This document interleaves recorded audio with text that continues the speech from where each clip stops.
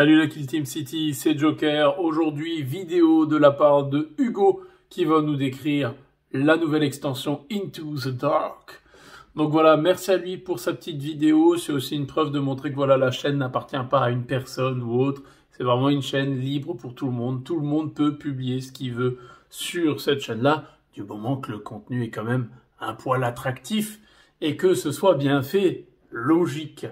Donc voilà, je vous laisse entre ses mains. Vous allez voir, il nous a concocté un petit truc des familles bien sympa. Merci encore à lui. Sans plus attendre, à toi Hugo.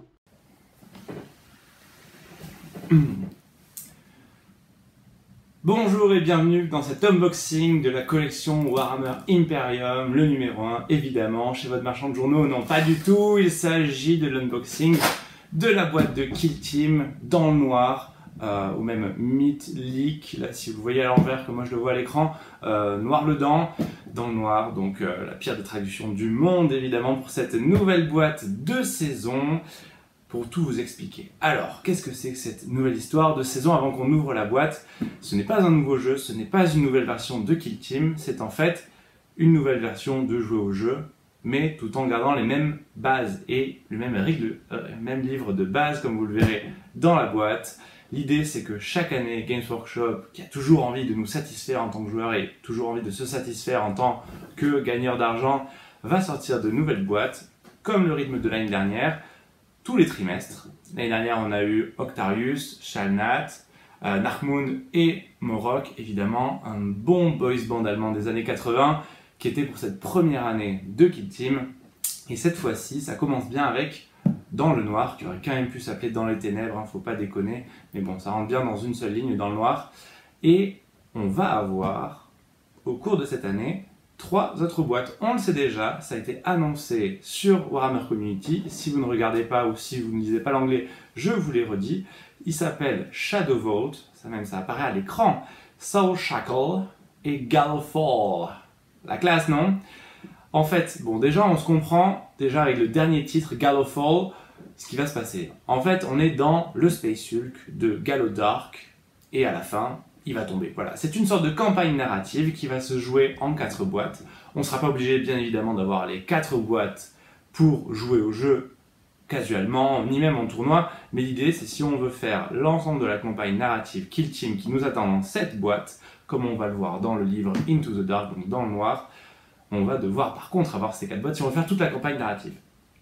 Bon, bah, je pense qu'on va pouvoir démarrer notre petit ouvrage de boîte. Alors déjà, je voulais vous dire que moi je fais partie des petits chanceux déjà qui ont eu un annuel, parce que ça, on vous le raconte aussi dans une autre vidéo, je vous le dis, c'est pour la prochaine vidéo, l'annuel, ce n'est pas dans la boîte, c'est autre chose.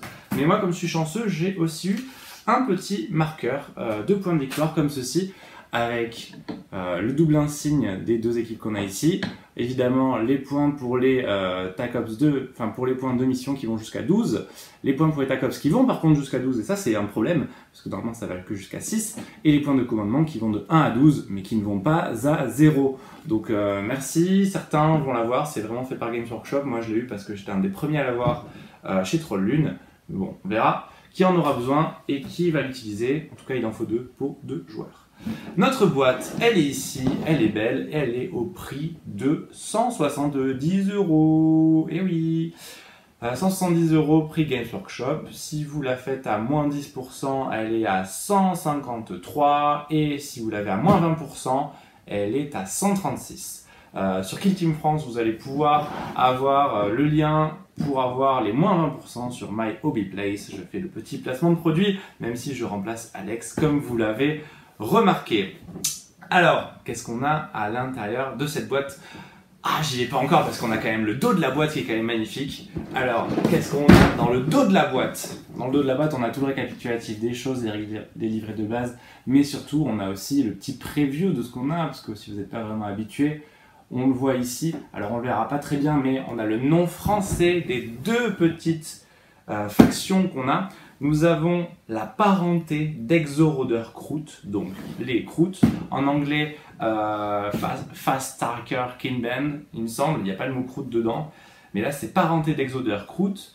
Et les en VO Imperial Navy Breachers, s'appelle les sapeurs de la marine impériale. Donc je trouve que le nom est incroyable. Pour une fois qu'une traduction elle est quand même vachement stylée. Je sais pas si le mot c'est stylé, mais pour moi sapeur ça me fait vraiment penser à des gars très très stylés. Comme vous le voyez à l'écran, j'imagine. Et si d'ailleurs quelqu'un s'amuse à faire une kill team avec ce thème-là, il aura tout mon respect, évidemment. Alors oui, on a vu un petit peu la preview du terrain, quand même. Le terrain, vous l'avez vu sur Warcom, il a été aussi tout à fait divulgaché et leaké avec joie par Games Workshop. Non, on peut dire que c'était même une annonce avec l'ensemble des terrains. Donc on sera dans un milieu clos et couvert. Il y aura même l'équivalent d'un plafond invisible qu'on n'aura pas. On aura plein de murs qui vont se clipser entre eux. On aura plein de petits objets comme on va voir, qui vont créer du décor, qui vont créer des objectifs, qui vont créer des barrières traversables comme du terrain, comme des barricades. On va avoir même des barricades nouvelles spécialement pour Kill Team saison 2, vu qu'on peut vraiment l'appeler la saison 2, je pense. Et là, c'est le moment où on a envie d'ouvrir la boîte.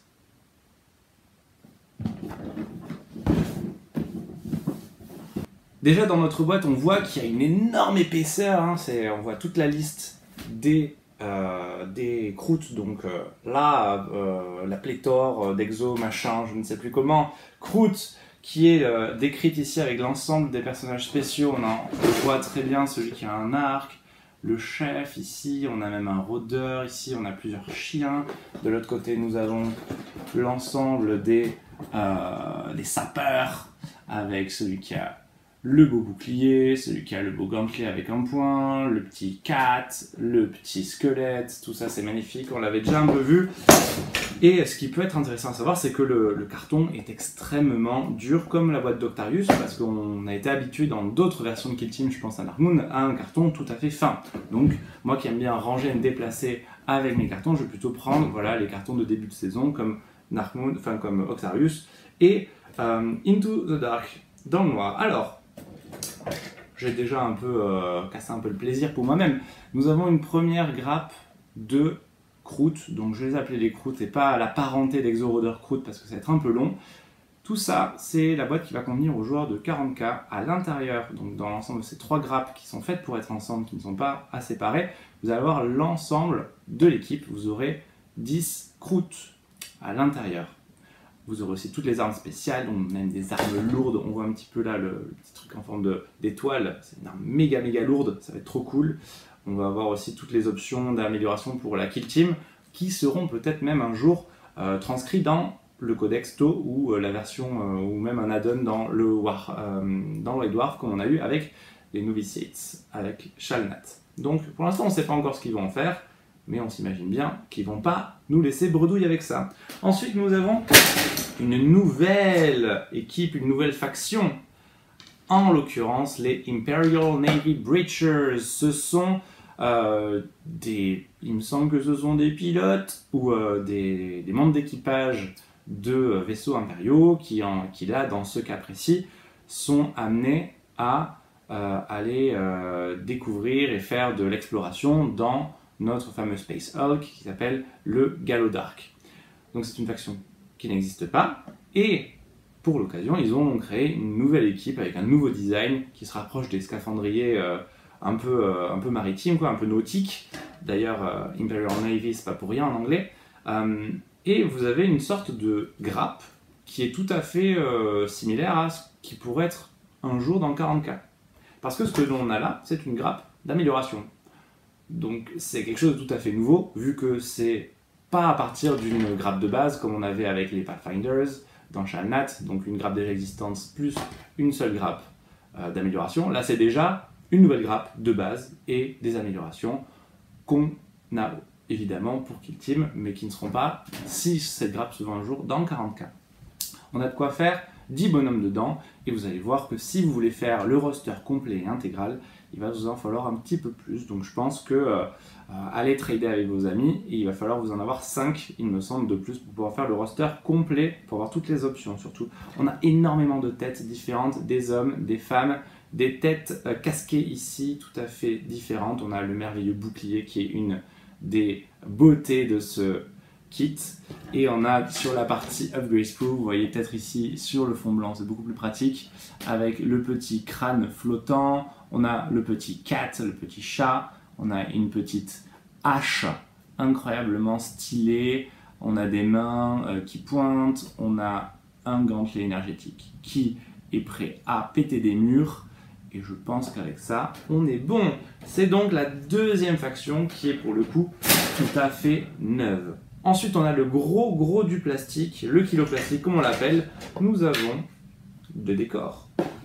Au nombre de 8 grappes, chacune de ces grappes de décors va être en double. Donc ici, j'ai une paire de décors où les deux grappes sont les mêmes. Paire de décors dont les grappes sont les mêmes. Idem ici, idem là. Voilà. Donc la plupart de ces grappes vont servir à faire les murs et les connexions. Et vous le voyez, vous le verrez juste après, je vais vous faire un petit extrait. Chaque mur ici a des connexions, des sortes de petits pylônes de connexion qui vont faire que votre terrain va être tout à fait interchangeable et amovible pour créer plein de configurations différentes qui vous permettront de réaliser les maps présentes dans le livre Into the Dark, ou même vos créations de votre propre choix, évidemment. On a donc 6 grappes spécialement faites pour des murs, avec par exemple des tableaux de contrôle qui sont tout cassés parce que c'est tout vieux. Ça, vous l'avez peut-être vu voilà, sur internet. On a aussi des sortes de valves, des trappes, on a plein de choses. Mais ce qui est un petit peu étonnant et qui, d'après moi, est la spécificité du terrain dans le noir par rapport au reste, parce que si ça se trouve, ça, on va le retrouver dans les prochaines boîtes. On ne le sait pas encore, mais il y aura peut-être des chances que quelques-unes de ces grappes vont se retrouver dans Shadow Vault ou Galo Dark. Mais ça, je pense que ça va être assez unique. Donc ça, c'est la même boîte, même grappe, en 2 fois, dans laquelle vous avez déjà quelque chose de très rigolo. Vous avez des barricades. Alors ça, ce sont l'équivalent des barricades d'Octarius, mais version Galo Dark, donc Into the Dark, qui seront vos petites barricades que vous mettez en début de partie. Les caisses aussi feront du terrain léger, des équivalents de barricades, et vous allez avoir aussi ces petits objets, ces ustensiles. Là, ça a l'air d'être des réseaux d'électricité. Là, on a une sorte de gros compresseurs qui vont chacun avoir des noms quand on lira le livret de règles. Vous avez aussi des bouteilles d'oxygène, sans doute, qui seront des objectifs à récupérer, qui vont être aussi qui vont servir à marquer des points, qui vont servir à faire des contrôles de map. Et qu'est-ce qu'il y a d'autre d'intéressant? Moi j'aime bien ça aussi. Regardez, nous avons des poutres ici. Voilà. Cette poutre-ci, elle va aller sur la partie haute des pylônes, qui va permettre de montrer un décor qui est en place. Et à un moment, dans la partie, je ne sais pas comment, la poutre va s'effondrer. Et elle va se retrouver en diagonale. Voilà, si ça c'était l'équivalent du mur qui était, enfin de la poutre qui était tout à fait droite, ça c'est quand la poutre va être effondrée. Et je vous utilise un peu les règles, mais en gros ça va être l'équivalent aussi d'une barricade, mais beaucoup plus longue, avec les traits légers et traversables. Ça c'est hyper intéressant. Donc de quoi bien s'amuser. Je mets ça de côté. On a aussi les classiques. Qu'est-ce qu'on a comme classique? Dites donc. Nous avons le terrain, le kit de réglettes, avec les barricades classiques de Kill Team 1, qui est vendu séparément également avec des jetons. Et ça, bon, si vous avez déjà Octarius, si vous avez déjà le matériel de base, ça ne vous servira pas. Par contre, comme je vais pouvoir vous le montrer ensuite, ça va servir à convertir vos amis à Kill Team. D'ailleurs, j'en profite pour tous les gens qui ont ragé sur le fait que les réglettes ne servaient à rien. Et ben, si vous avez beaucoup joué à Kill Team, vous savez que ça ne sert pas à rien. Parce que si vous voulez faire un ensemble de distance à 1 pouce ou à 2 pouces, en fait, avoir un mètre mesureur, c'est vraiment de la merde. Vous tapez partout. Et encore plus dans Into the Dark, on va être dans des petites pièces. Donc là, très bien vu, en fait, l'histoire des réglettes. Nous avons notre belle œuvre d'art qui sert à faire la séparation toujours entre les grappes et les livres pour ne pas les protéger, avec le symbole mix des sapeurs et des croûtes que nous avons là. Et surtout à l'intérieur, maintenant on a ce qui nous intéresse. Nous avons tout le matériel de base. Matériel de base, vous êtes habitué à ça car cette boîte est une boîte qui permet de démarrer le jeu. C'est vrai que j'aurais peut-être pu le dire au tout début, mais Dans cette boîte, vous avez le livre de base, les jetons, vous avez les réglettes, comme on l'a dit, vous avez même des TACOPS qui sont exactement les mêmes que dans la première édition du jeu. C'est dire que le jeu, en fait, est fait pour perdurer au moins d'une année sur l'autre et qui ne vont pas nous changer les TACOPS de base. Ça, déjà, c'est une bonne idée. On a aussi les petits dés, et ça, c'est pas de matos de base, mais ça va avec la faction, les petits socles. Donc tout ça, si vous l'avez déjà, vous pouvez le donner à un ami, le revendre sur les réseaux, le mettre sur votre club local, ça permettra de partager la bonne parole du bon kill teamer pour ensuite avoir de plus en plus de joueurs. Et pour ceux qui se posent la question, dans ce livre de règles, la version est toujours celle d'avant. Donc il n'y a pas eu de correction d'orthographe, il n'y a pas eu de correction d'errata, il n'y a pas eu de nouveau schéma. En fait, d'après moi, ils n'ont pas voulu faire de modifications parce que lorsqu'on regarde les facs sur Warhammer Community, ils ne vont pas s'amuser à faire la version du livre de règles de 2010, la version de livre de règles de 2012, la version de livre de règles de 2024 plutôt pour être plus logique. Ils vont vraiment garder la version toute basique du livre de base, donc on va vraiment l'avoir pour longtemps, celui-ci. Si vous en avez d'autres, vous pouvez les donner. Donc ne prenez pas ça pour... faut pas que ce soit un frein pour vous pour acheter cette boîte, parce qu'en gros, la valeur de tout ça, c'est 10 ou 15 balles par rapport à ce que c'est. Par rapport à une boîte d'extension, il n'y a vraiment pas grand-chose d'écart. Quand on voyait les écarts entre Octarius et Shalnat ou Narkmund, encore plus Morok était plus cher qu'Octarius, mais il y a eu une augmentation entre-temps. On se rend compte qu'au final, la partie de base ne vaut pas grand-chose. Ce qui vous intéresse de plus en plus, maintenant de plus en plus, c'est ça. Ça, c'est un livret de montage qui permet d'avoir l'ensemble des choix. Et faites très attention parce que justement, pour relier avec le principe des socles, il y a des unités dans vos unités, enfin dans vos factions, qui ont des socles différents. Par exemple, dans les Navy, le monsieur au bouclier et les mitrailleurs ont des socles de 28, alors que les bonhommes de base ont des socles de 25. Ça, c'est bien à retenir quand même, parce que ce serait bête d'un peu se mélanger, et puis même si vous avez besoin de proxy ou autre, c'est toujours intéressant d'avoir ça, parce que sinon, il y aura des rouleaux comme moi qui vous diront « Oh non, ce n'est pas la bonne taille de socle, monsieur, je joue avec autre chose ». Et puis même, c'est assez important parce que y a des différences en termes de gameplay, un petit peu par rapport aux lignes de vue, par rapport à quelle distance vous pouvez parcourir. C'est léger, je sais, mais même la capacité à traverser certains décors, peut-être que dans Gallo Dark, ça aura pas d'impact, mais en tout cas dans Kill Team normal, ou même Octarius, sur les terrains d'Octarius, ça a un impact. Si votre socle a 25 ou 32, c'est assez de différence pour pouvoir avoir des contraintes supplémentaires dans le jeu.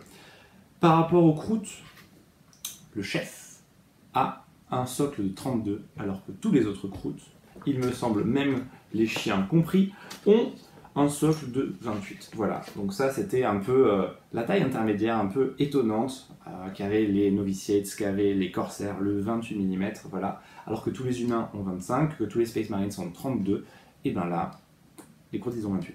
Voilà. Ensuite, on a bien évidemment les guides de montage pour notre beau décor, parce que le beau décor il est quand même sympa. Vous voyez, en fait, ça c'est des pylônes qui vont être mis les uns ensemble pour créer, voilà, deux moitiés de pylônes pour créer un vrai pylône. Vous avez évidemment aussi la plus belle des choses du monde, des portes qu'il va falloir coller, mais pas entièrement. Il va falloir juste coller la petite partie qui permet de créer des pivots. Donc, les portes vont pouvoir pivoter. Voilà, ça va être magnifique. Pendant vos parties, vous allez ouvrir vos portes, vous allez les fermer. Ça coûtera un d'appel et surtout, ça vous fera extrêmement plaisir. Vous le voyez sur mon visage à quel point ça me fait plaisir. Ensuite, on arrive vers le lourd. Non, c'est pas lourd encore. Enfin, quoique c'est un peu lourd. C'est le terrain. Le terrain, pour la petite anecdote, il se déplie en 6, contrairement aux autres terrains qui se déplient en 4. Voici donc le terrain. Le terrain avec une petite ambiance néon, voilà, avec des petites lumières qui sont très différentes de chaque côté. Et sachez que voilà, il y a du bleu, il y a du vert, voilà, c'est comme si on était en boîte. Mais le problème, c'est que les deux côtés sont assez similaires, donc ils sont pas encore trop embêtés cette fois. Ils ont dit bon bah juste on change quelques cases entre elles, on change un petit peu quelques lumières et puis c'est tout. Ce qui est intéressant à noter sur ce terrain, c'est qu'il est un peu plus grand que le terrain de Kill Team version 1. Vous pourrez le mesurer vous-même et en fait, ce qui est rigolo à noter, c'est qu'il est quadrillé. Il est quadrillé pas pour rien, il est quadrillé pour pouvoir placer des pylônes. exactement au bon endroit, il est relié par des murs ou par pas de murs, selon la configuration. Donc vous avez vraiment votre matrice de création de terrain pour que lorsque vous poserez votre terrain, il sera pile poil, parfait et aligné entre le sol et ça. Et ça va pas mal nous changer par rapport à Kill Team version l'année précédente, où tout était avec juste un terrain de sable blanc. Bon, ça faisait joli, des jolies plages avec des fois des petites ruines et tout, mais bon, quand vous mettiez les 4 côte à côte déjà, c'était pas la même variante de jaune ou d'ocre, et en plus c'était juste ocre, tout le temps ocre, donc on pourra appeler ça l'année Kill Team Ocre. Voici pour le terrain, et maintenant ce qui nous intéresse le plus, et pour lequel on va faire une petite lecture rapide, Kill Team, le livre dans le noir, parce que dedans, vous avez vraiment des belles choses, et je pense que c'est ça qui vaut vraiment le coup d'œil, et on en parle de suite. Nous voici dans la partie tant attendue, une petite lecture rapide du livre Kill Team dans le noir. Bon, faites pas de gaffe, ma table a un motif de parquet, mais tout est calculé. À l'intérieur, nous avons un magnifique logo avec les 2 teams, un magnifique sommaire. Déjà, je peux vous dire que le livre fait à présent 120 pages, alors qu'avant, dans les livres d'extension, même celui d'Octarius, on avait 96 pages, donc ça fait 14 pages de bonus qui nous serviront à, je vous spoil un petit peu, à faire des petites règles de campagne et d'opération qui sont ici. Une petite introduction comme d'habitude, avec évidemment une partie narrative comme d'habitude pour expliquer un petit peu qu'est-ce qui se passe, l'historique du Gallo Dark, tout ça vous le lirez si vous voulez, la marine impériale, qui sont légions dont les vaisseaux spatiaux, des belles images. Par contre là ça commence à être intéressant, on retrouve chacun de nos spécialistes, avec même les 3 variantes du sergent d'armes Navis, avec une partie pistolet bolter, son merveilleux autogun, enfin non, le fusil à pompe, et puis la version lasgun et épée tronçonneuse, le monsieur abatteur qui fait des gros trous avec sa hache, le perceur, coupe-trappe, hoplite, Navis, les hommes d'armes Navis, donc ce sont des gens avec juste le fusil à pompe.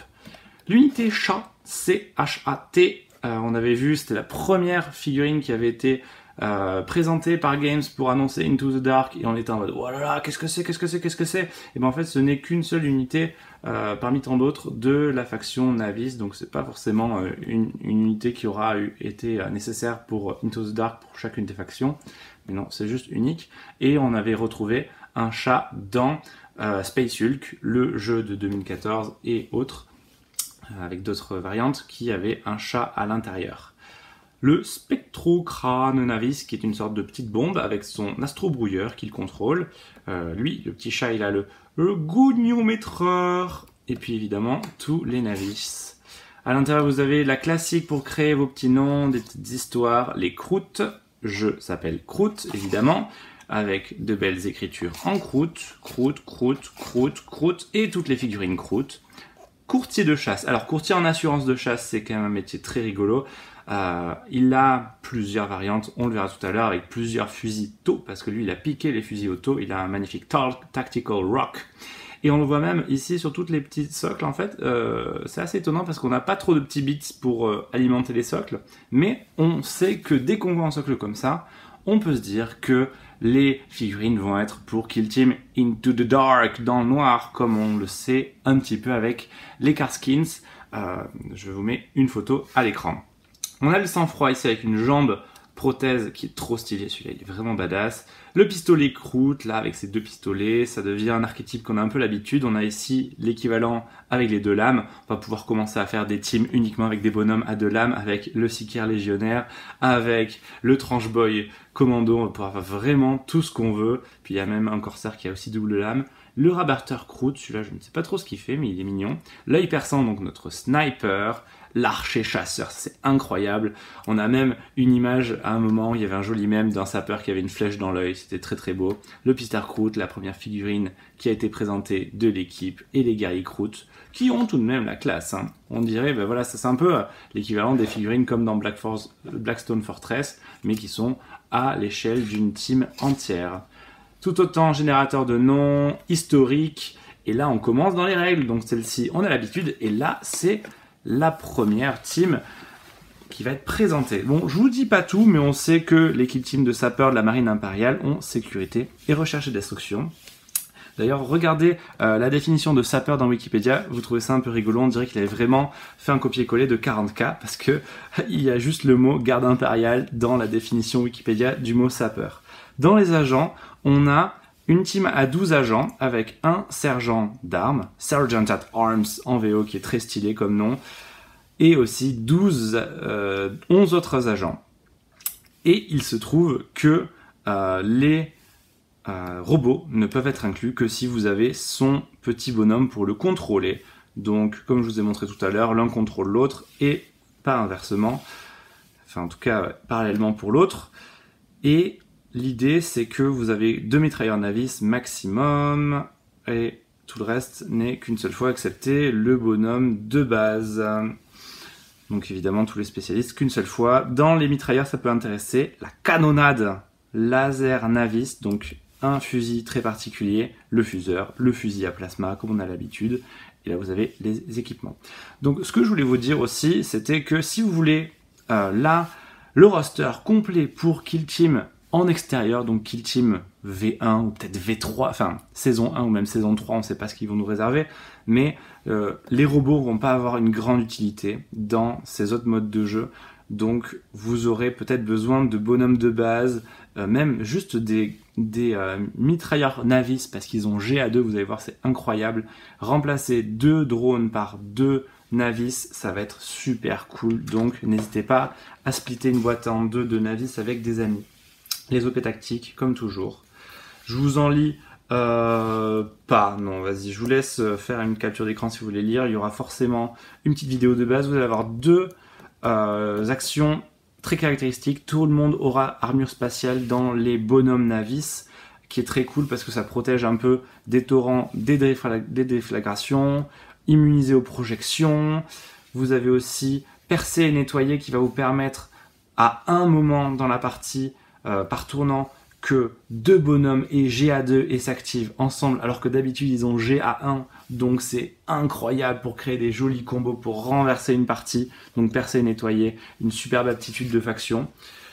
4 subterfuges stratégiques, 4 subterfuges tactiques, on est habitué, il y a des choses très très cool, il y a des tirs qui sont ensemble, il y a des ordres d'attaque, ordres de défense qui sont faits gratuitement dès que vous avez un chef qui vous permet de poser un token. Lorsque vous avez ce token, vous allez pouvoir faire des relances à l'attaque ou à la défense selon l'ordre que vous avez choisi. Donc c'est hyper chouette narrativement aussi. Ça c'est si votre sergent est toujours en vie. Donc là je vous présente rapidement les petites factions. Chaque bonhomme de base a 4 points de vie. Le chef en a 4. 4 plus de sauvegarde. 3 des défenses comme d'habitude. AG1 pour tout le monde sauf pour l'homme d'armes Navi, le mitrailleur Navi. Je sais même pas pourquoi. Non, mitrailleur justement, je me suis trompé tout à l'heure. C'est eux, ils ont AG2, ce sont les hommes d'armes avec un fusil à pompe Navis, avec la magnifique longue portée, 4 attaques, 5+, 1, 2. Je vous laisse réfléchir longtemps à cette situation et vous verrez à quel point c'est drôle. La hachette Navis, c'est ce que chacun aura la plupart du temps. 3 attaques, 4+, 3, 5, c'est assez léger pour du corps à corps, mais ça, c'est quand même assez balèze en termes de dégâts quand ça passe. Mais le problème, il faut que ça passe. On a voilà l'abatteur qui lui a une belle arme énergétique, qui est d'ailleurs une arme à distance, mais qui va être faquée. On le sait que ça va être faqué.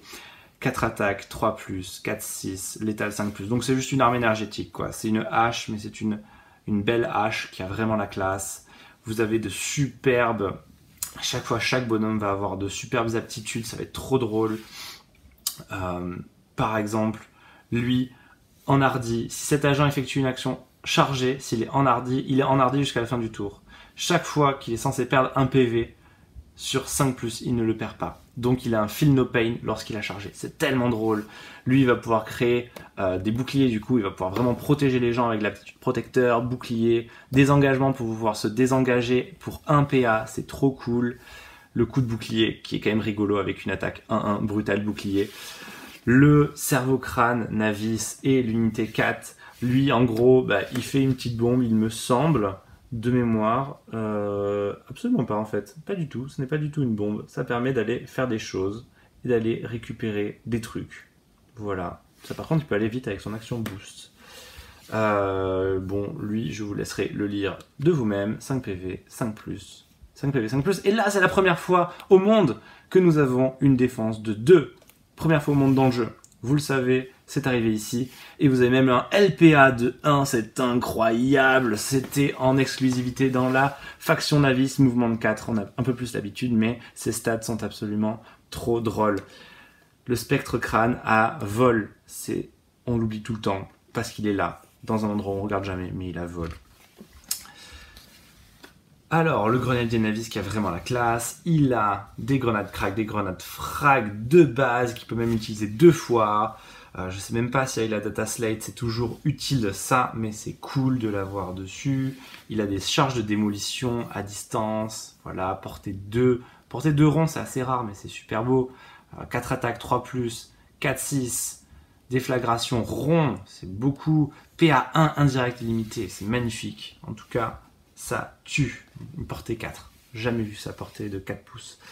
Le mitrailleur Navis avec la canonnade. Laser Navis, 6 attaques, 4+, 3-4. Fusillade lourd, implacable. Alors, bon, fusillade, c'est toujours pas ouf. J'aurais bien aimé qu'ils créent une règle spéciale pour fusillade pour dans le noir, mais même pas ça. Lourd, c'est toujours pas ouf. Implacable, c'est super cool, mais bon, quand on a ce genre de choses derrière, lourd, on va voir si il y a peut-être un équipement pour transformer ça, mais sinon c'est pas ouf. Coup de trappe Navis, lui, il a vraiment la classe. 1 point tronçonneur, 4 attaques, 4+, 5-6, si ça c'est pas magnifique.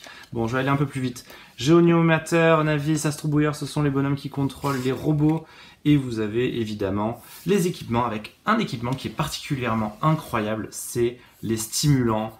1 point d'équipement, ajouter 1 à la caractéristique de points de vie de cet agent. Donc, vous pouvez faire ce que vous voulez. Ça m'étonne un peu d'ailleurs qu'il n'y ait pas écrit interdit aux robots.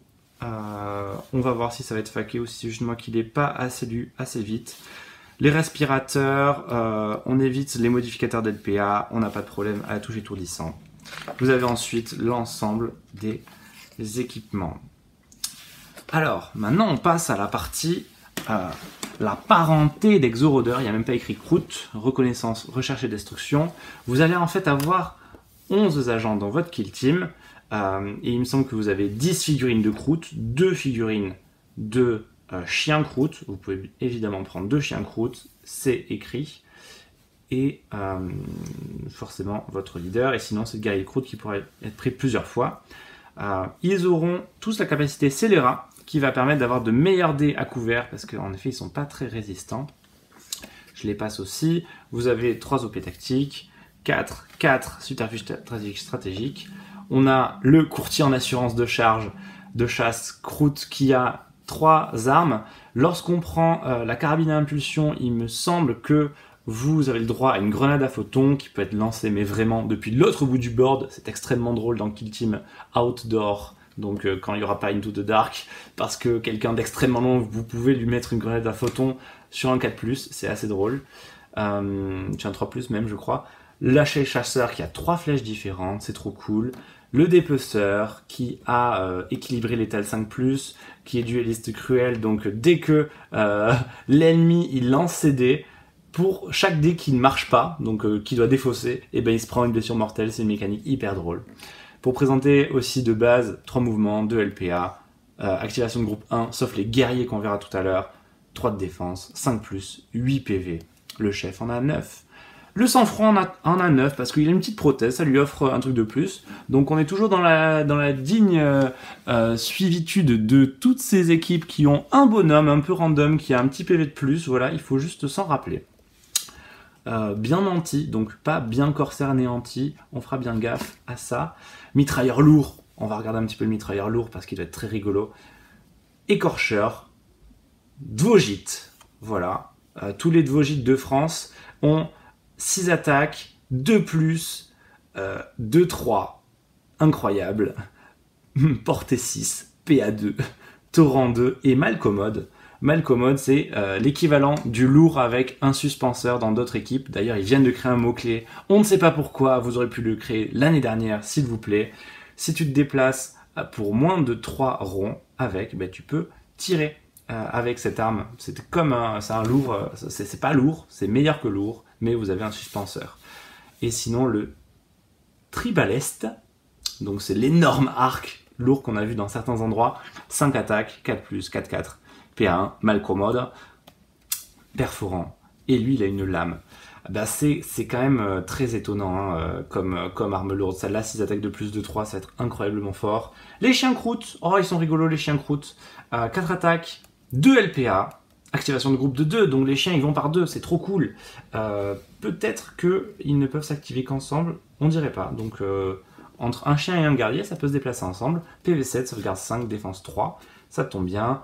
Ça, le caractère, c'est aussi scélérat, une bête, il peut pas accomplir l'action de mission, on est habitué. Hypersan Croûte, c'est notre sniper qui, lorsqu'il fait Hypersan, il aura l'étal 5+ et silencieux sur son beau fusil de chasse qui a 4 attaques, 3+, 3-3, lourd, BM3, donc ça ressemble un peu à un sniper des vétérans guardsmen, mais lui il a silencieux que s'il fait son action. On peut voir que tous ont des lames à 3+, 3 attaques, 3+, 3-4. J'aurais peut-être dû commencer par ça, mais le problème dans cette équipe, c'est que le corps à corps est pas incroyable. 3 attaques, 3+, ok, donc vous en passez 2, très bien, vous allez pouvoir faire une petite passe d'armes, vous allez pouvoir en mettre une première si vous êtes l'attaquant, vous allez peut-être pouvoir en mettre une deuxième si vous n'êtes pas mort, mais c'est quand même pas énorme. Parce que tout ça, c'est pour aller claquer des subterfuges stratégiques égorgeurs. Jusqu'à la fin du tournant, ajoutez 1 à la caractéristique d'attaque des armes de mêlée dont vos parentés d'Exorodeur amis sont équipés jusqu'à un maximum de 4. Donc ça va pas marcher sur d'autres personnes qui ont 4 déjà comme le dépeceur Croûte, mais ça peut marcher sur le leader qui a l'âme à 3 attaques, 2+, 3-4. Donc tout ça, c'est pour toute l'équipe. Et c'est même nécessaire pour un peu de base, quoi. Peut-être qu'au tournant 1, vous en aurez pas besoin, mais au tournant 2, 3, j'imagine que vous en aurez besoin. Donc en fait, ça en fait une équipe un peu en dèche de CP, vu qu'elle doit forcément claquer de base des CP. Nous avons ici le rabatteur Croûte aussi, qui a quelques petites aptitudes. Lui, il peut charger en étant dissimulé, comme un orc, ou même comme un Croûte dans l'équipe de base, il me semble, dans le compendium. On a aussi le guerrier Croûte de base, qui lui a AG2, c'est hyper intéressant, lui PV aussi. Il a 2 choix entre un fusil Croûte à longue portée et un canon scié, avec une portée beaucoup plus proche. Et le pisteur Croûte qui lui va créer un jeton oiseau. Le jeton oiseau, il va se déplacer et il va pouvoir transformer certains ordres en engagement. Voilà, avec certaines restrictions évidemment. Et ensuite, il a l'effet d'un com pour, avec les yeux du ciel, donner plus d'un LPA à un ami. Il s'appelle Pêchera. Voilà les petits équipements, une grenade à épine, ne faites pas d'anagramme évidemment. La balle perçante pour avoir 2 meilleures choses. Tiens, c'est très rigolo ça. Balle perçante. Agent équipé d'un pistolet fusil Croûte ou d'un pistolet ou une paire de pistolets. L'agent équipé de l'arme suivante a pour la bataille. Sa caractéristique de CT est la même que celle du fusil Croûte. Ok, donc c'est selon lui-même. 4 attaques, 3-4. PA1, ça devient cool ça, PA1. Des balles toxiques qui deviennent ensuite des balles étourdissantes, des trophées et surtout de la viande. La viande, c'est trop cool, en tout cas dans le jeu. 3D plus 1 PV perdu, ça permet de se prendre une bonne tatane et ensuite de reprendre éventuellement ça. Vu qu'il n'y a pas de médic et qu'il n'y a pas d'habilité, c'est assez dommage pour gagner de la nourriture en tuant ses ennemis. Et ben c'est un équipement. Voilà. Donc c'est un peu triste quand même parce qu'on aurait bien aimé avoir une aptitude qu'il fasse ça. Peut-être que certaines l'ont et que je les ai pas toutes lues, mais on n'a pas non plus un truc très fluff qui aurait été d'avoir il mange quelqu'un, il gagne une aptitude, il gagne quelque chose, parce que c'est ça dans le fluff. Une lame rituelle, donc 3 attaques 2+, 4-5, mais juste sur le courtier en assurance de chasse. Évidemment, je ne me lasserai jamais de cette blague. On a les règles de narratif, tout le monde s'en fiche, mais vous allez voir qu'on va un peu s'y remettre au narratif dans ce qui se passe après. Et pour l'instant, on va parler de la pièce de résistance, en quelque sorte. Parce que bon, c'était une petite entrée ce qu'on avait avant. Évidemment, les factions, on sait qu'on les a, mais ça, on ne savait pas qu'on l'avait. Ça, ce sont des murs. C'est évidemment pour le mode de jeu dans le noir. Et ça va être super cool. On va voir donc la description de qu'est-ce que c'est qu'une écoutille. Hatch en anglais. Les agents ne peuvent pas traverser en dehors des écoutilles. Ça, on le lit quelque part, sinon c'est masqué, sinon c'est du couvert. Et en fait, c'est très étonnant en termes de règles parce que ça veut dire que le Breacher Boy ou le Coupe Trap ne peuvent pas passer à travers des murs. Parce qu'en termes de règles, ils n'ont pas le droit. Voilà. Donc on espère que ça va être faqué ou juste que c'était un peu bête de leur part. Mais pour l'instant, ils ne peuvent pas traverser des murs au travers autrement que des écoutilles. Donc vous allez pouvoir ouvrir ou fermer avec un LPA. Je ne sais même pas si c'est encore écrit ici, mais ça gagne le trait accessible pour pouvoir faire ça. Quand vous comptez de la portée, il va falloir faire des mesures particulières. Donc, il va falloir faire des mesures selon comment vous êtes. L'exemple des murs à couvert. Là, on rentre dans le vif du sujet. Il faut se rendre compte que vos décors, ils vont avoir des pylônes qui vont relier des murs. Ça va créer des petits redans comme ça. Et bien, en fait, c'est pas ça qui va vous proposer du couvert. Vraiment. Dans ce jeu, ça va être beaucoup plus simple. En ligne droite, vous n'aurez pas de couvert. À moins d'avoir d'autres barricades. Mais en tout cas, ces petits pylônes ne vont pas vous donner de couvert. Parce qu'ils vont juste vous en donner sur les angles. Voilà. Là, si ça traverse le coin extrême du pylône, vous êtes à couvert. Par contre, dès que vous dépassez une fameuse ligne orange, donc ça, vous allez avoir le loisir de le lire chez vous. Vous pouvez faire une capture d'écran si vous voulez. Mais si vous dépassez une fameuse ligne orange à partir de là où était le point d'extrémité, eh ben, le guerrier, il sera pas à couvert. Et ça, c'est ça qui est incroyable. Parce que ça va changer beaucoup de choses dans le jeu. Et je pense que ça va énormément simplifier nos règles de jeu. Même si pour l'instant, ça n'a pas l'air simple. Mais par rapport à des lignes de règles du livre de base, vous allez voir, c'est quand même beaucoup, beaucoup plus simple. Vous ne pourrez pas tirer à travers une porte fermée, évidemment. À travers les portes ouvertes, je ne sais pas trop. Il va falloir que je lise pour mieux le savoir. Les écoutilles, elles sont actionnables. Actionner l'écoutille.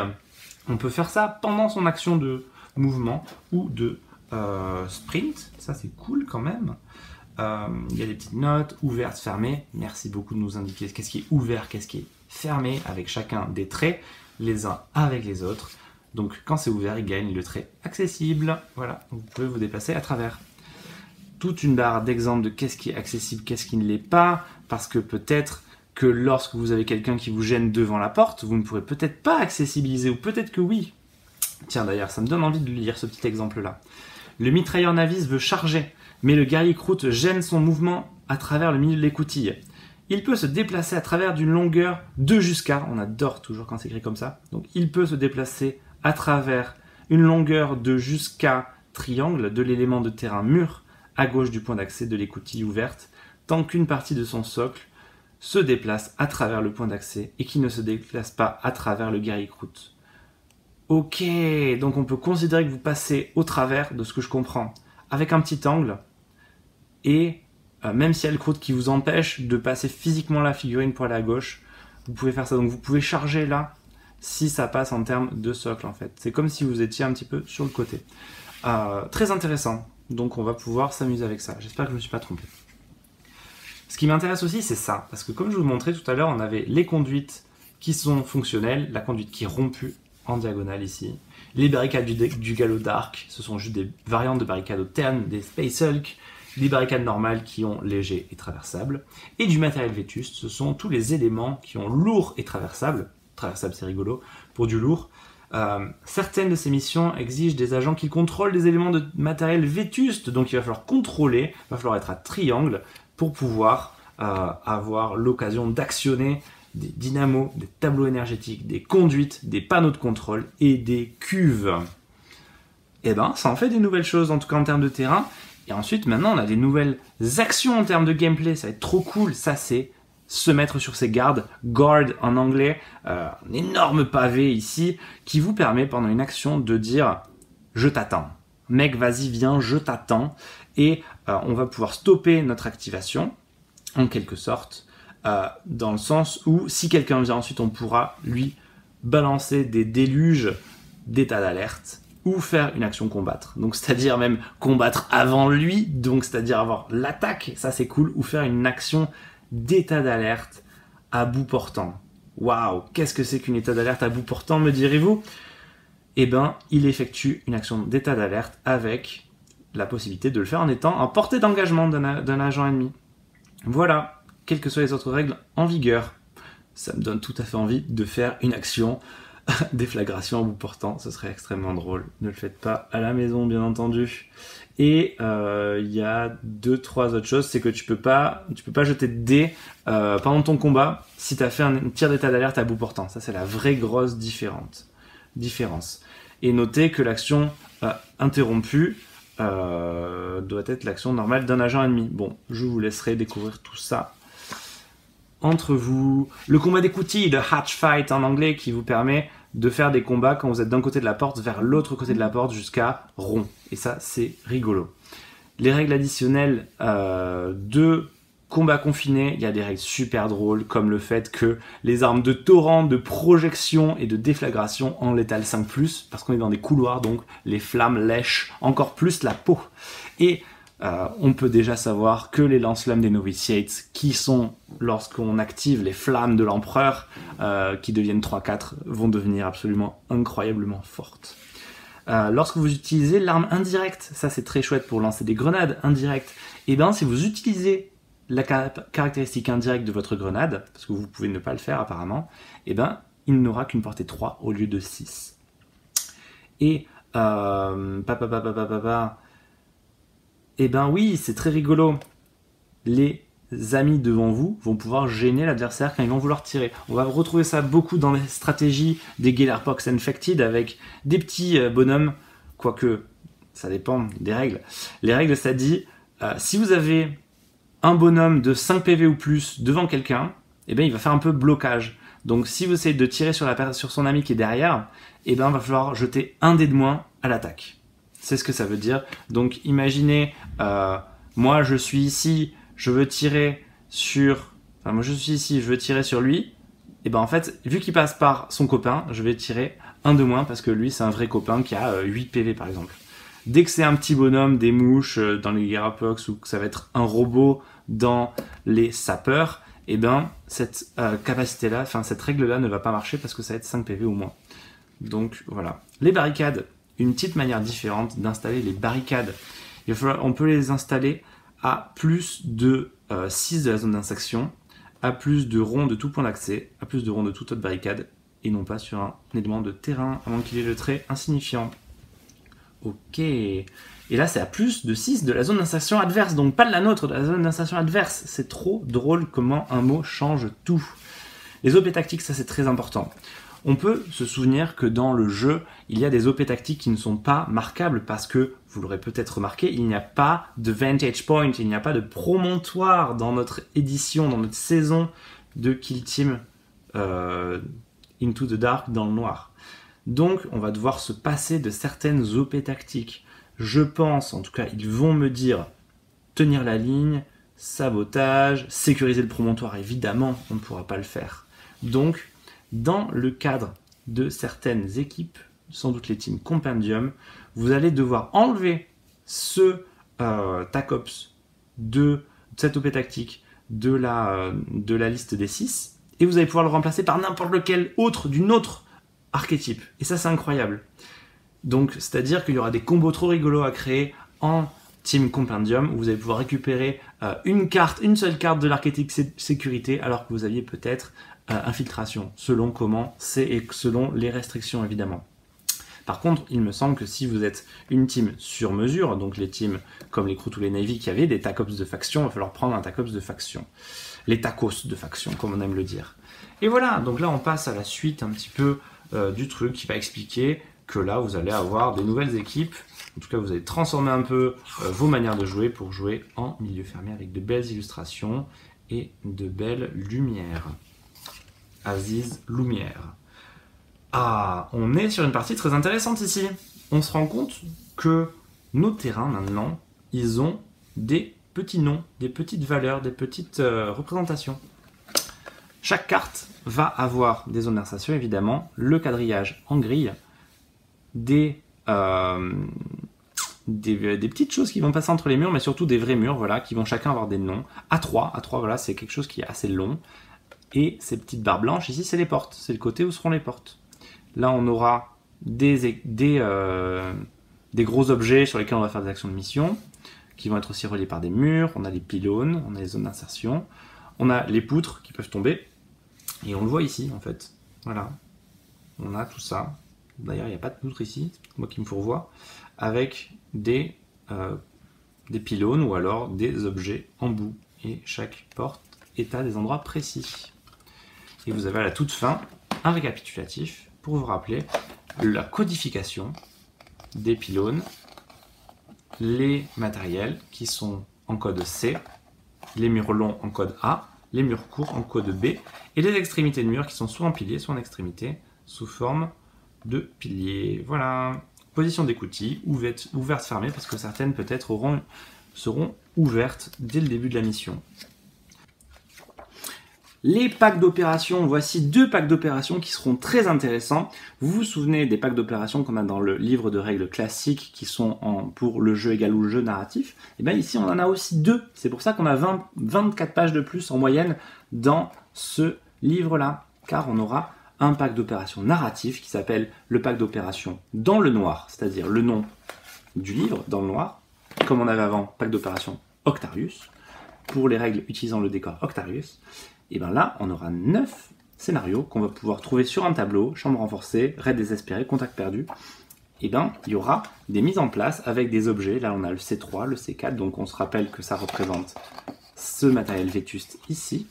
Donc on a 9 scénarios avec des règles un peu tricky, avec des mises en place un peu rigolotes, avec des poutres cassées, des poutres qui sont en forme, plein de pions d'objectifs ici pour hangar meurtrier. Ça a l'air assez drôle. Il me tarde de les tenter parce que c'est vrai qu'on ne les faisait pas toutes, les règles narratives, dans les autres, dans Kill Team V1, mais là peut-être que ça a donné un peu plus envie de les faire avec des conditions de victoire un peu rigolotes aussi. Donc là on en a 9.